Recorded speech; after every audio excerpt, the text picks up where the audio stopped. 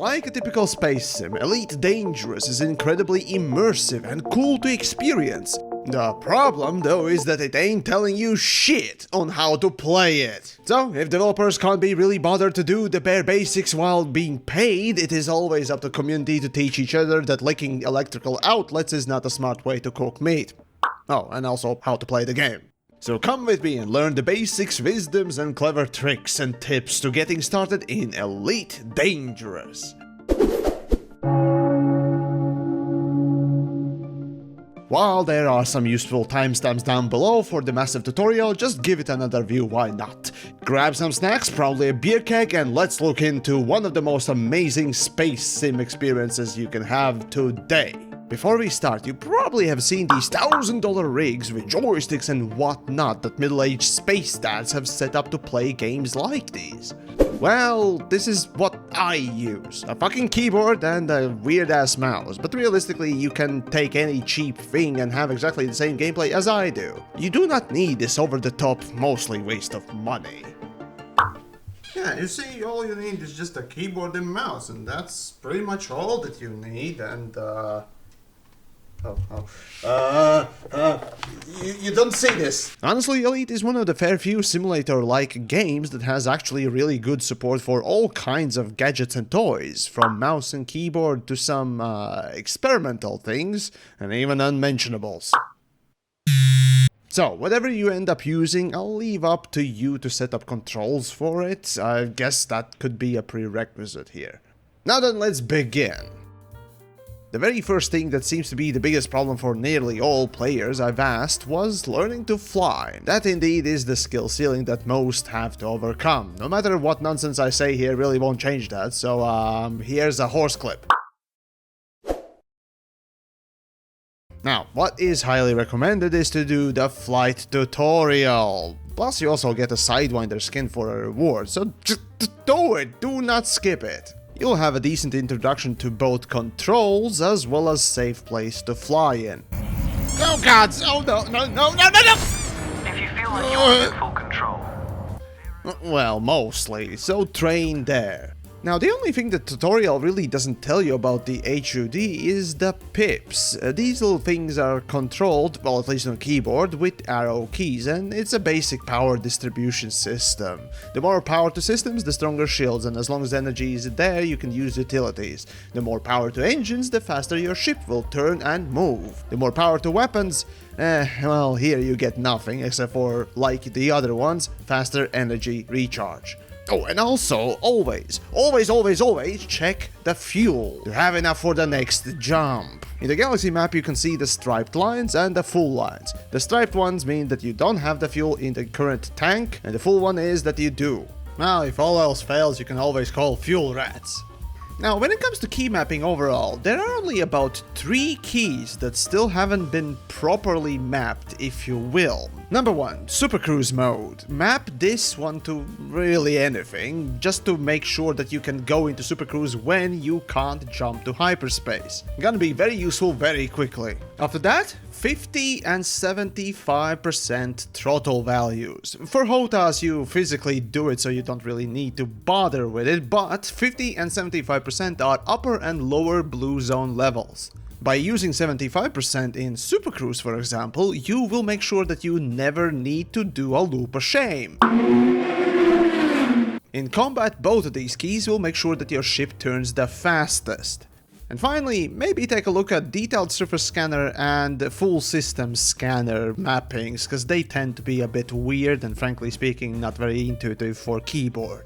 If you finish the tutorial, you already know that you got to use flight and Super Cruise assists. If you have trouble flying or you just simply feel lazy, use these modules. They're super comfortable and relaxing.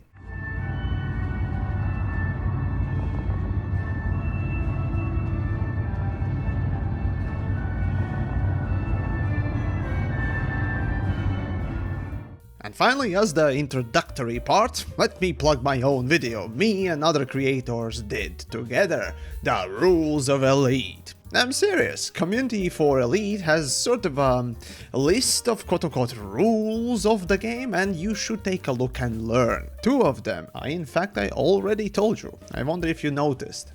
Okay, now then comes the time to actually play the game. Well, stop! Hammer time! As in the grand tradition of space sims, very little is explained to you. Without external help, be it guides, programs or forums, a lot of information and gameplay would be pretty hard, if not impossible to do, and developers don't seem to realize that even a little bit. I wish I was joking. So a big part of playing Elite is by not playing it, I mean by using third-party tools. The first of these tools, arguably the largest and most important, is Elite Database. The database carries a lot of information about systems, celestial bodies, settlement stations, markets, and more within. For the most part, Elite Database though is best used for trading and finding out details about a solar system or a station. Because in their infinite wisdom, Elite Dangerous design philosophy is that you, individual player, have to have visited the star systems individually to have information available about them. Wait, what? There are billions of systems and thousands of factions! Are you serious right now? So yeah, fuck the infinitely idiotic game design in Elite Dangerous. Use this!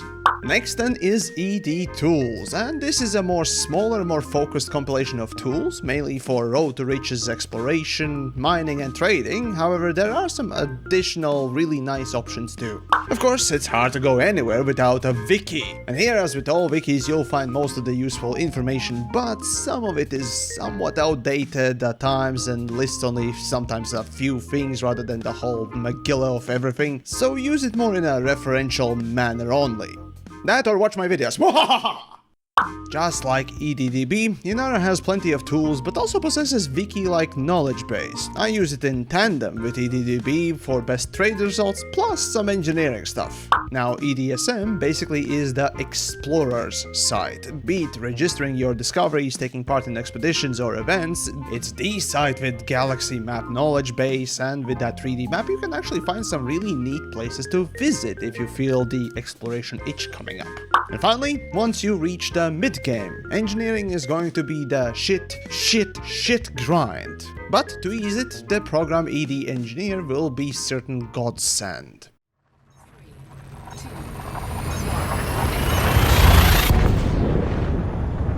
Okay, now you've gotten through the tutorial and know what tools you will need. It's time to start playing for real. Of course, ultimately, It's time to blaze your own trail across the galaxy. Smoke weed every day. but if I am honest, most of the jobs, missions or gameplay in Elite will make you confused and surprisingly aren't even rewarding for the time or effort you put in. So how about we simply go with the absolute easiest gameplay where you need almost nothing equipped: exploration. Exploration is the fresh addition to the space sim games as a gameplay, but it perfectly fits the genre in the new era and actually is one of the bigger reasons to play Elite. First though, I still remember my first 100 hours bumbling around not knowing where I'm going or what I'm doing. The tutorial back then at least established how to move, sure, but do you know where you are? Or where you came from? Well then, the first best thing you can do is to establish a home base. A place that you know is good for upgrades, ships, cargo, a place that you can call your anchorage. For this, I made a video for the best stations out there, so do check it out for inspiration, of course. Still, once you find a good place to return to, in the galaxy map you can use bookmarks and mark the system you are in. And you can even rename it, so to not forget. At the very least, this will help you get your bearings a lot sooner. And now that you know where to go back to, it's time to actually get those ships upgraded and all the other cool stuff. For this, you will need credits, or money basically. And surprisingly, the easiest, most consistent, reliable, and oddly the best way to make credits early is with exploration. All that you need to bring with you is a fuel scoop, so equip it. The way you make money is first, pop in a fresh system that you have not visited. Honk! And move to the next one. Well, okay, that will net you rather low pay, but at least something. Still, there is an extra step you need to do. Remember when I told you to check the key mapping for full system scanner? Or was it full spectrum scan? Yeah, whatever. I just call it the fucking shit scanner. See, not all celestial bodies are equal either. The pay is highest for a few specific ones. And that's right, you can actually sort and only pick systems with those good paying ones. In fact, this is exactly what elite players have made tools for. This method of picking the best paying systems and objects only for maximum profit is called Road to Riches. I have detailed this in a, already 3-year-old video on how to do it, and it still works the same. Here you just use one of the tools I mentioned previously, input your current system, and the site spews out a whole road of profitable systems that you go buy and scan. And off you go. In just a few hours you got enough credits to buy, frankly speaking, half of the ships in the game. Well, the cheapest side, but still. But let's say you don't want to do that, you want to try out those missions. Well, as I've warned, most missions take up way too much time, are convoluted, or simply do not pay well. Sadly, that is the case with, frankly, all the missions. See, when you arrive in a new system, most factions will be unknown to you, and you will need to build up reputation with them before they give you those good paying ones. That takes way too much time, but if you're still intent, here are a few missions that I recommend you try focus on the most, and throw rest in the garbage. Like basically what developers did with the game Balance. Woo! Spiteful jabs! Alright, well, you've earned your first couple of credits and you're looking for an upgrade on that Sidewinder, or maybe even that ship that you just got. Now, once more, if you are really interested in very detailed explanation on how outfitting works, I have made a massive video on it, so do look into it. I really do go over everything in there. However, in a basic fashion, here's an order in which you should upgrade your ship. Number 1, always go for FSD. Increased jump range for every ship will be increasing your quality of life. Then fuel scoop, not to run out of fuel, obviously. After that, power plant, just in case you are running out of it. Then thrusters for increased maneuverability. Afterwards, shields to protect your ass from basically mistakes and other things. Then power distributor for better recharge on boost and any other fucking thing that you put on your ship. And finally, everything else. The specialized equipment and so on and so forth. Remember that in nearly all cases it's rather simple in Elite Dangerous. The more expensive part, the better. That or just look at a few stats that they have next to them. Also understand that most of the time, in fact almost all of the time, you don't need the weapons. NPCs are programmed to be easily escaped, and the main reason you'll be dying is the other players who have min-maxed the fuck out of their seal clubbing ships and you really have no chance in hell, or your own stupidity. So prioritizing your ability to go further, making sure that you always have fuel and that your ship can turn faster is more impactful to your day-to-day life. Oh, and here's my own personal TheYamiks guaranteed rule. As long as you have shields, you can land however you want.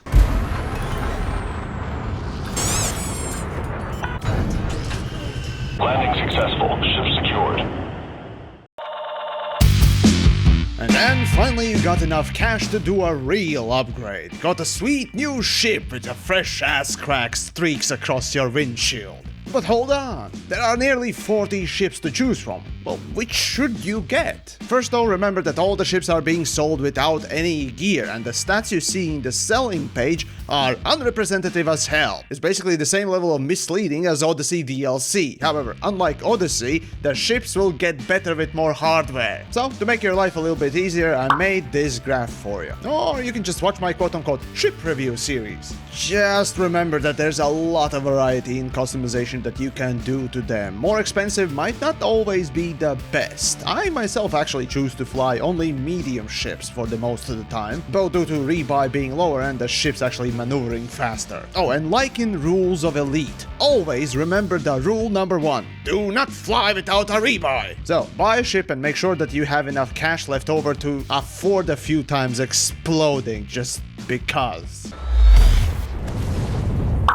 Okay, now that you got your ship and an upgrade you like, maybe it's time to try something else. Now, space sims since the very beginning have excelled in trading as a gameplay. Now yes, you could do trading instead of exploration at first, but the problem with it is that the gameplay depends on the volume of sometimes literal biowaste that you can transport in one go. Sadly, with the starter ships, hell, even the mid-game ships, it kinda feels like a waste of time doing trading with low quantities like that. But hey, it's your game and... It's time to blaze your own smoke. So trading. Like I said, with third-party tools, this is actually what you need to use to properly not fail. Yes, there are in-game tools and features that are... okay, no, I cannot seriously be calling these development abortions as actual features that help people. So yeah, ignore all the in-game trade menus and tools, they're all a massive waste of time and brain space. Instead, just use EDDB or Inara.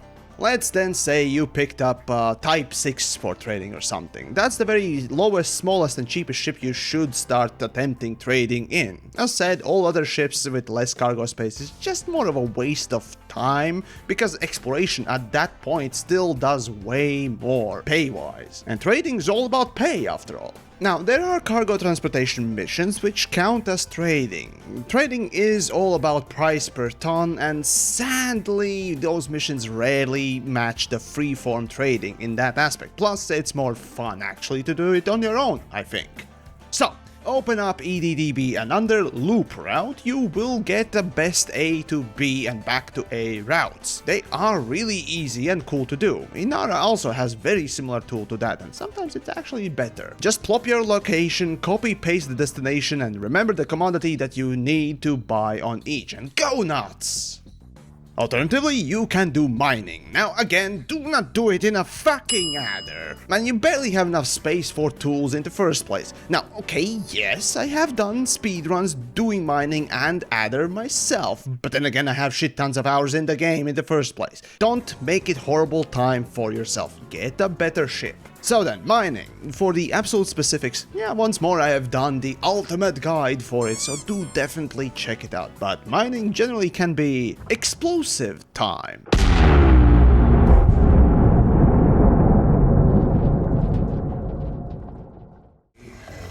Mine all day, mind your mind away. Merrily, merrily, merrily, merrily, life is thrown away.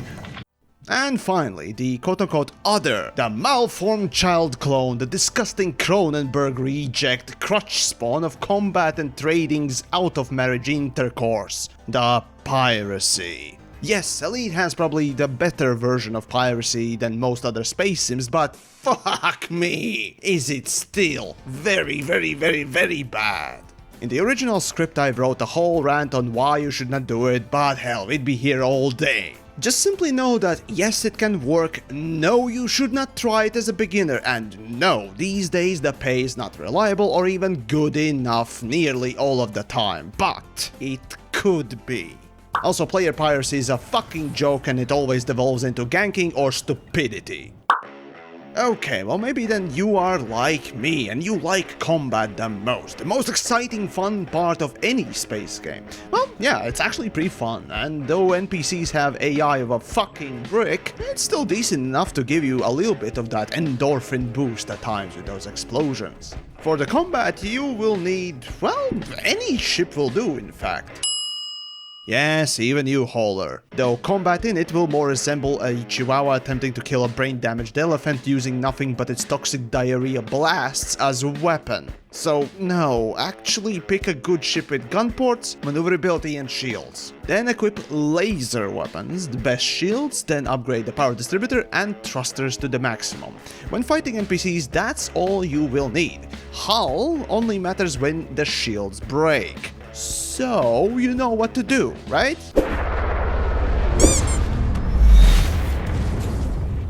God damn it, no, not that. Do not let the shields break. If it does, maybe retreating till they come back is a good idea. Oh, and laser weapons do not need to use any ammo, so you won't need to go back and rearm the weaponry in general. That's why the lasers in PvE are the best ones. So that once the ship is ready, just head to the many places that ne'er-do-wells spawn. Be that the Hazres zone, that is the resource extraction zones, nav beacons, and such. But how do you know which ships to shoot that will reward you with money? Well, look at the ship's description at the bottom left. See wanted? Well, kill on sight.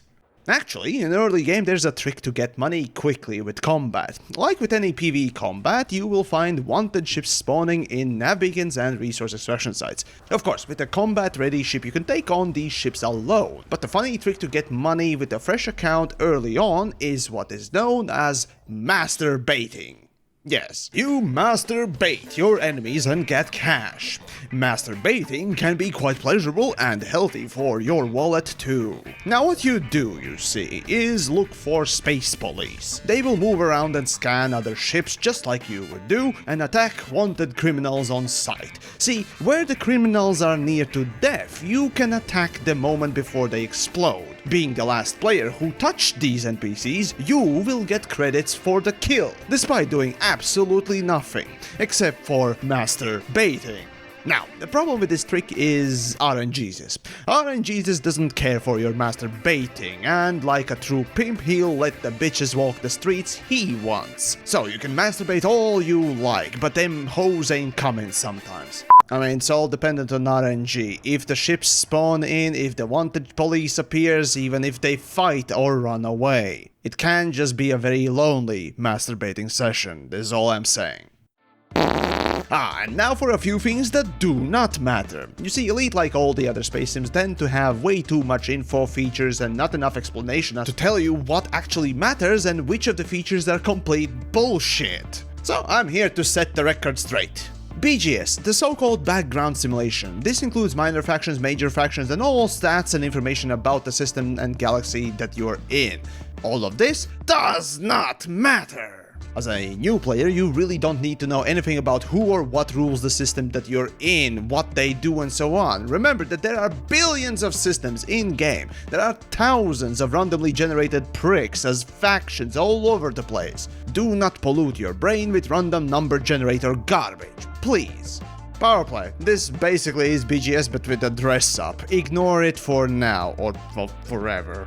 Faction navies or armies. This is another grind that unlocks titles for Empire or Federation, but ultimately it simply gives you access to few ships and useless systems. Leave it for later down the line unless you really want to see the horse colon.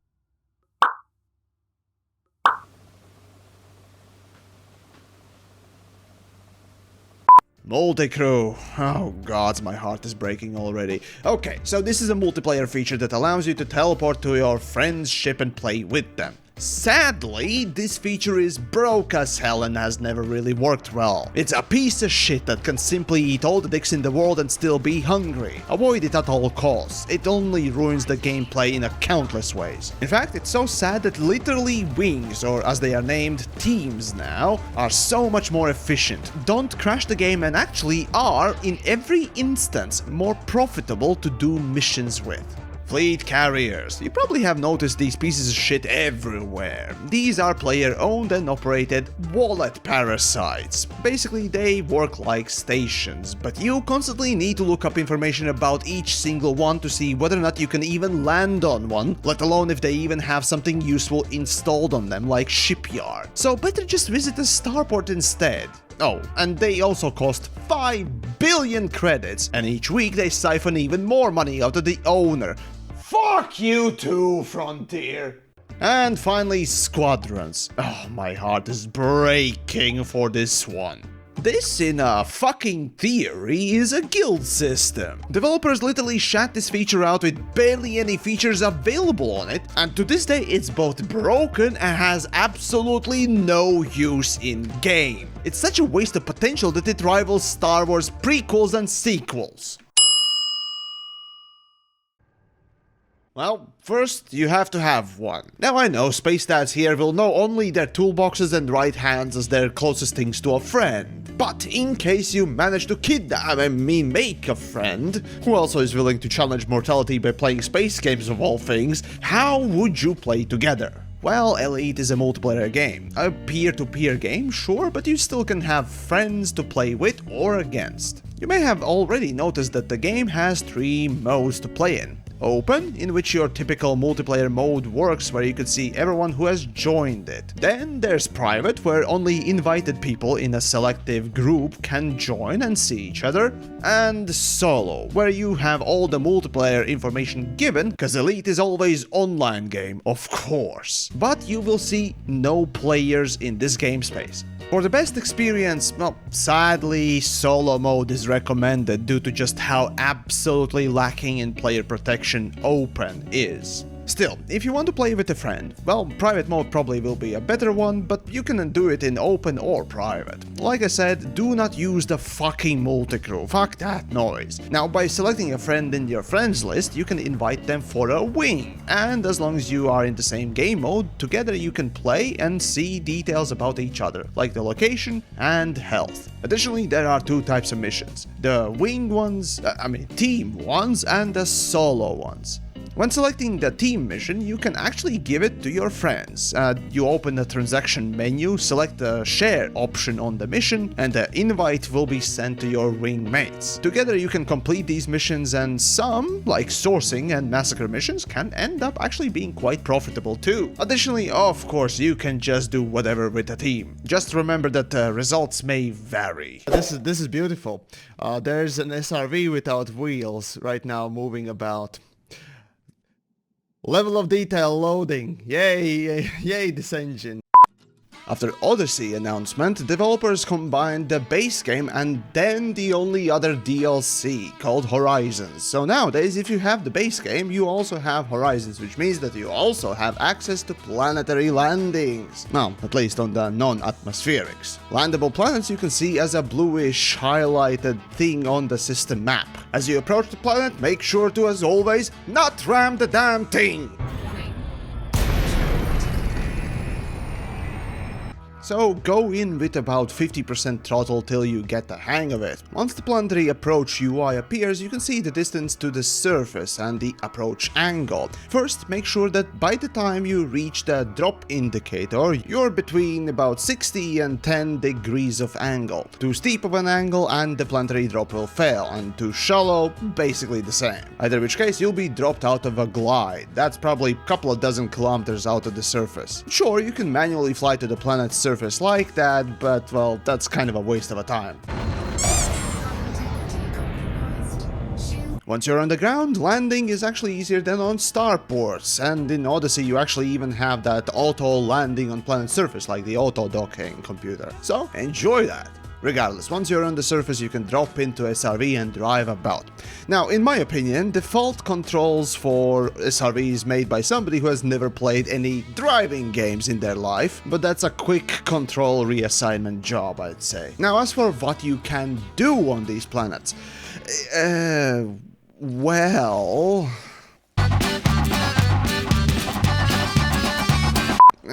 Not much. There are some missions that require you to go to planets, but all of them suck, frankly speaking. Mainly on the planets you'll gather materials for engineering, but for now, just ignore that and enjoy the cool views and desolation before the grind sets in.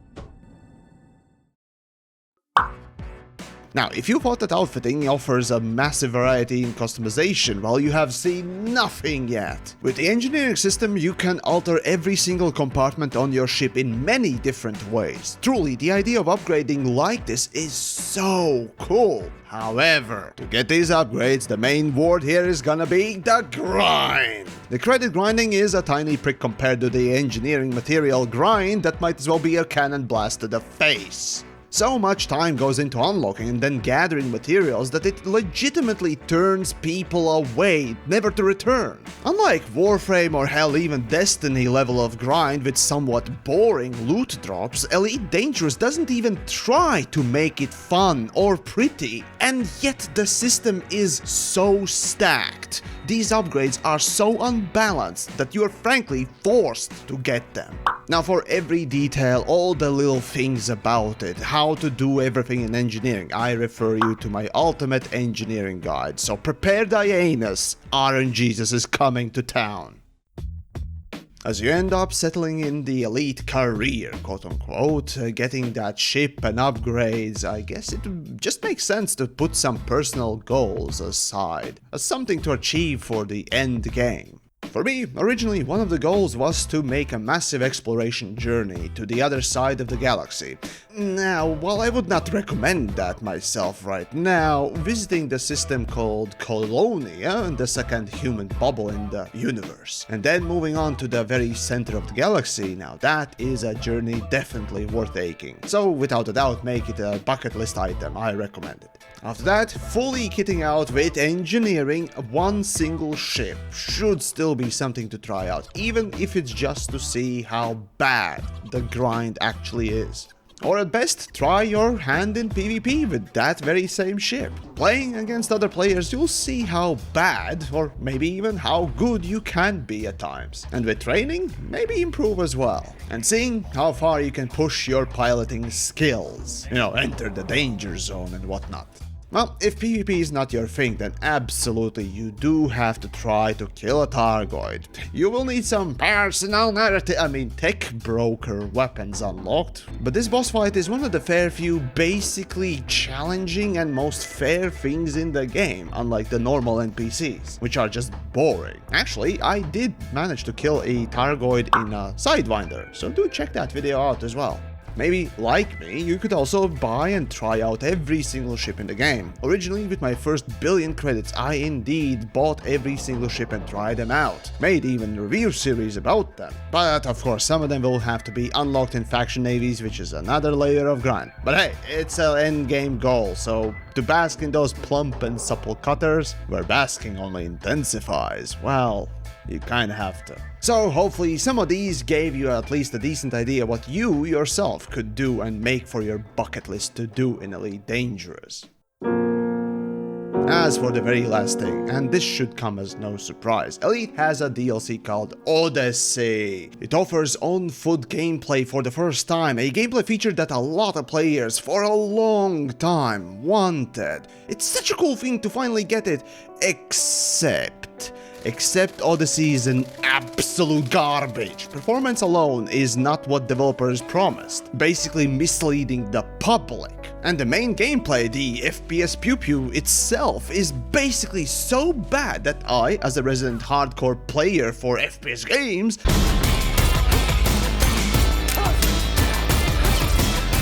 deem as complete travesty and a sad joke, to the level that it's not only shitting the bed but defecating it with jet diarrhea. Exploration on foot is non-existent garbage, and all of it is wrapped around another engineering grind. But somehow even worse than the last one. Safe to say it's designed to waste your time. How much time? Well, TheYamiks of course fucking tested it. And to upgrade one single spacesuit it takes 27 fucking hours straight of speed grinding, that is the shortest routes, shortest shortcuts. Well, all of that, nearly 30 hours for this garbage gameplay just for one spacesuit. So do not waste your money on it. You know, instead, if this guide helped you out, maybe you can spend those $20 that you would spend on Odyssey on a sale on, let's say, my Patreon, and supporting the actual content that doesn't treat you like you're some kind of a shit-eating drone that is padding playtime of developers' quarterly financial reports. Now, in the end, I tried not to start ranting about the horrible, player-unfriendly, time-wasting game design that it has, but, well, it is what it is. I tried. Elite is still incredible first experience, and still has that immersion. So, if for nothing else, at least enjoy that, and please do. Join the community and just together, waggle joysticks. Yes.